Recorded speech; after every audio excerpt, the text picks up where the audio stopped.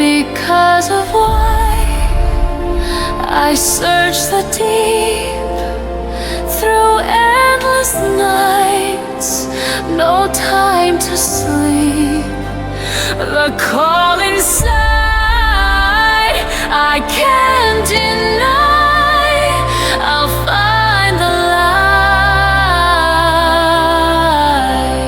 light because of why.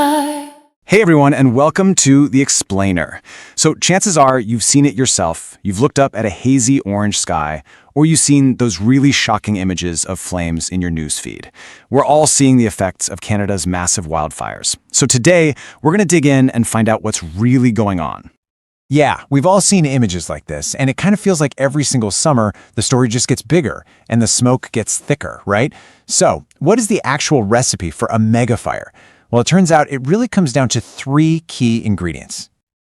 All right, so every single fire has to start somewhere. So let's start our recipe with ingredient number 1, the spark. That initial ignition that kicks the whole thing off. And this is the big debate you always see playing out online. Is this nature's fault or is it ours? Lightning versus human carelessness.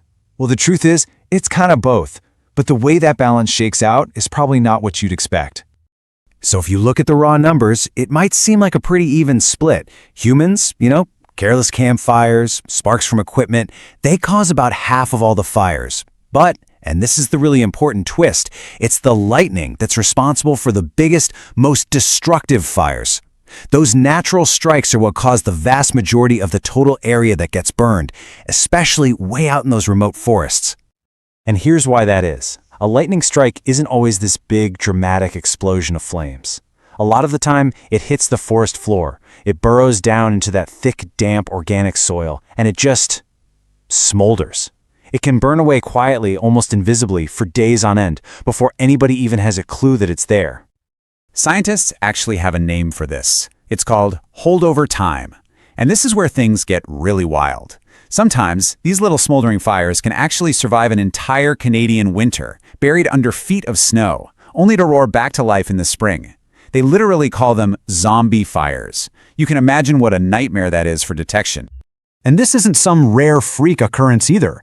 While yeah, a lot of fires are spotted on day 0, a huge number just smolder for days. I mean, look at how many aren't found until after 5 days or even longer. By the time they're big enough for a plane to spot them, they've already had a massive head start, which makes them incredibly difficult to get under control. Okay, so we have our spark. But a spark is pretty useless if it doesn't have something to burn. And that brings us to the second key ingredient in our mega fire recipe, the fuel. And in Canada, that something is one of the largest ecosystems on the face of the earth, the Boreal forest. We're talking about an immense sea of combustible material. You can just see from all the fire hotspots on this map, the scale we're dealing with is truly massive. Now, of course, anytime you talk about all that fuel, the conversation immediately turns to forest management. You've probably seen this point of view online, right? The idea that for decades, we've been so focused on putting out every little fire that we've let all the fuel, all the dead trees and dry brush build up and turn the forest into a giant tinderbox. And while there's definitely some truth to that, the reality of managing the Boreal forest is, well, it's just mind-bogglingly complex. For starters, we're talking about a remote, largely inaccessible area that's twice the size of China. And in a place like this, fire isn't just a disaster, it's a natural, totally necessary part of the ecosystem's life cycle. So even though suppressing fires has led to fuel buildup in some spots, trying to do something like control burns across that vast of a wilderness is a monumental challenge. Okay, so we have our spark and we have our fuel. But what's that third ingredient? What's the thing that turns a normal forest fire into a record-shattering catastrophe? That would be the amplifier. It all comes down to a concept called fire weather. And that's exactly what it sounds like. It's the official term for that perfect storm of weather conditions that lets a wildfire just explode. Think hotter temperatures, less humidity, and stronger winds. It's basically the atmospheric equivalent of pouring gasoline on the flames. And here's the kicker. As the climate warms, Canada is getting more fire weather, and for longer and longer stretches of time. The official fire season is actually expanding. I mean, projections showed that by the year 2100, some parts of the country could be dealing with a fire season that's over a month longer than what we've historically considered normal. And this isn't some abstract thing way off in the future. We are seeing it happen right now. You probably remember the fire that completely wiped the town of Lytton, British Columbia, right off the map. Well, that fire happened just days after the town set a new all-time temperature record for the entire country. The connection is just crystal clear. Unprecedented heat is fueling these unprecedented fires.